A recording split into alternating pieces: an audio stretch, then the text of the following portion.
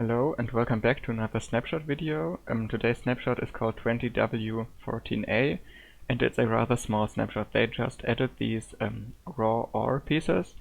There's raw iron, raw copper and raw gold, and they can be found in the creative inventory under the miscellaneous tab next to their corresponding ingots. So we have raw iron, iron ingot, raw copper and the copper ingot, and raw gold and the gold ingot.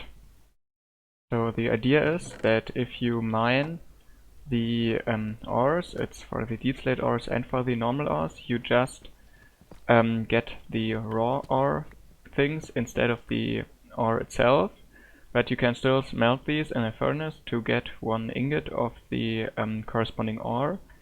And if you want to get the actual ore block, you need a silk touch pickaxe, and then you can just get the normal iron ore or the gold ore or the copper ore.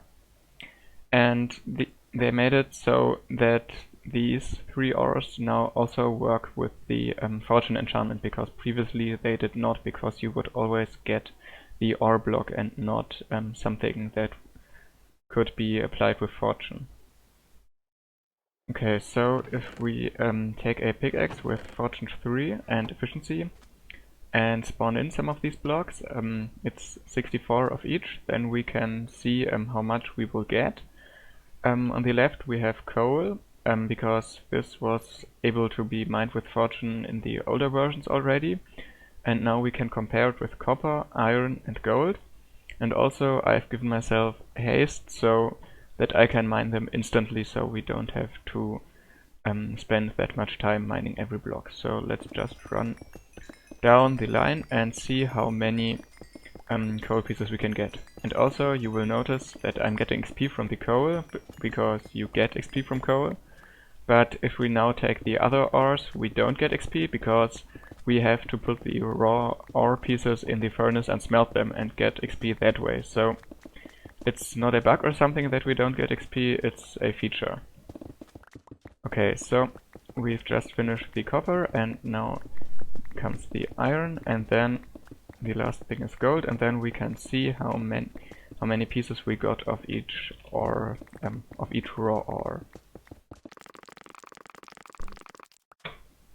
Okay, so we collected everything and we got 2 stacks and 17 coal, 2 stacks and 27 copper, 2 stacks and 19 iron, and 2 stacks and 20 gold. So we can see that this is the same amount for the new ores as it has been for the coal already, and this corresponds to the normal behavior that with Fortune 1 there's a 33% chance of getting 2 items from one block, and with Fortune 2 there's a 25% chance of getting 2 items and 25% of getting 3 items, and with Fortune 3 there's a 20% chance for 2 items or 20% for 3 items, and also 20% for 4 items.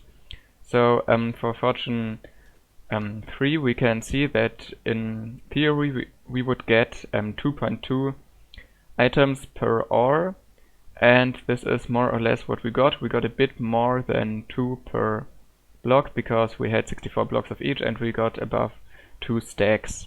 So we can learn that the new ores behave the same way as Fortune works for coal and diamonds and stuff like that. Also they changed it so that we can find these blobs of tuff in the layers from 0 to 16 as well, although I have not been able to find them in this height, only below. Like that one over there where we just were is like at -10 and not between 0 and 16.